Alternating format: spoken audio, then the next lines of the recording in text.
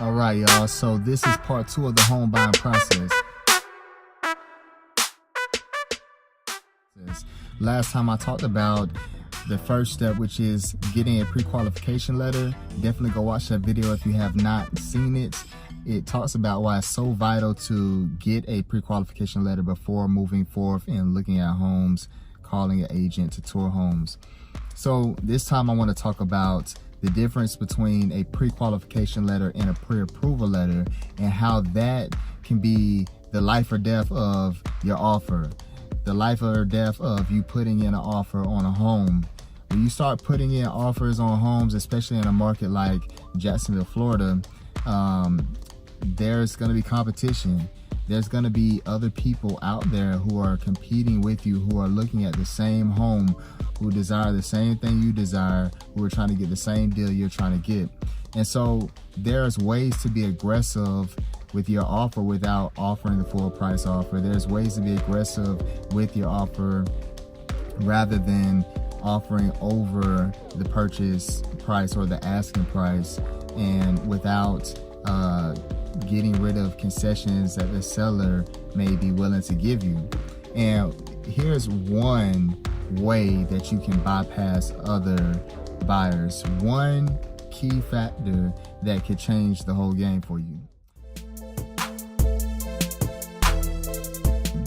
So what that is having a pre-approval letter. So last time I talked about getting a pre-qualification letter because that is the bare minimum of what you need in order to start looking for houses, in order for you to go out there and look at homes as a serious buyer versus a window shopper, basically. So a pre-approval letter is not just the bare minimum, but this is a document that says the bank has verified the information you have given them.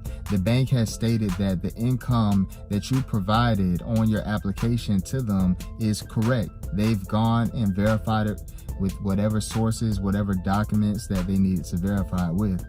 And so with that being said, this pre-approval letter stands out apart from the pre-qualification letter. So many buyers, they simply go to banks who are willing to give them pre-qualification letters to start their house hunting.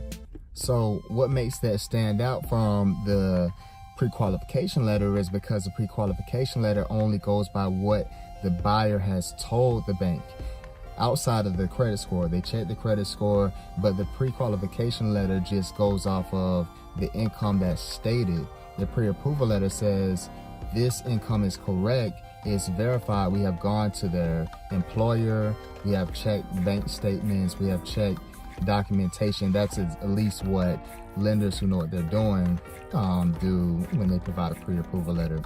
They go and comb through everything to make sure that they have a real buyer, a buyer who really can go out here and purchase a home. Pre-qualification letters do not guarantee that the buyer can actually purchase the home, because now once they get under contract with this pre-qualification letter, now the lender goes through and verifies this income when they could have did that before and gave them a pre-approval letter. Now I will say this, a pre-approval letter does not guarantee they're going to close either, but it does provide more backing. It does provide a stronger offer, and it does provide a stronger buyer because the lender has at least gone the extra step to make sure at least that their income and a lot of their assets are correct before they go before a seller. So when a seller, and a lot of times sellers may not know this, so their agent may educate them on this, but the seller should look at these offers. If they have multiple offers, for instance, and they have, you know, a house, maybe they're trying to sell it for, let's just say $200,000, right? They're selling this house for $200,000. One buyer comes and they're offering at asking price $200.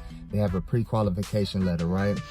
They have another buyer who's coming in at $198, yet they're putting down $25,000 cash, and they have a pre-qualification letter.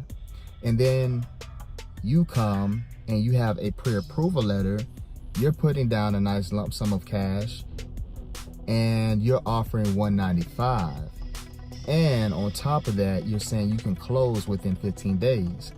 The reason why you can close sooner is because your file has actually gone through what we call underwriting.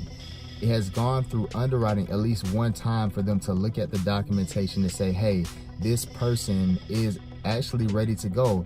Now, what we're going to do is push their file through underwriting one more time, and we're just going to make sure that the house lines up with their assets and their income. We're going to make sure one more time that everything matches up with all the federal laws and whatnot. So that process is not going to take as long as somebody who just has a pre-qualification letter and they just get put on somebody's desk and it sits there for a while because now it's in line with everybody else and they're just waiting to be seen for the next 15, 20 days. And then 20 days comes and everybody's rushing.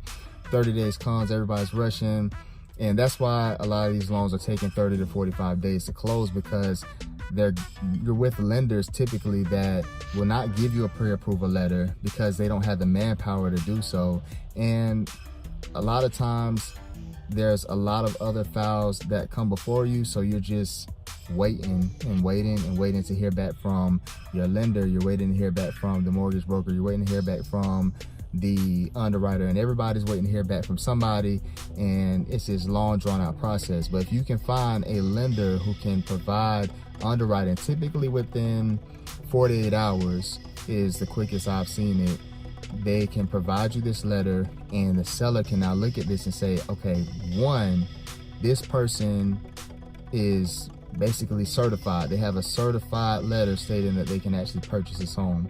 This is not just a pre-qualification letter that anybody could have just wrote up. Any lender could have written this letter up, and it doesn't mean really anything other than the fact that maybe their credit score is good enough to buy a house, and hopefully they're telling the truth about all of their income. And that's in comparison to a pre-approval letter, at least. That's better than having nothing. A pre-qualification letter is definitely better than having nothing, but a pre-approval letter definitely takes it to a whole nother level. So with those buyers that I was talking about, one that's offering asking price, one that's offering at 198, and they're putting all this money down, and you're putting all this money down too, but you have a pre-approval letter.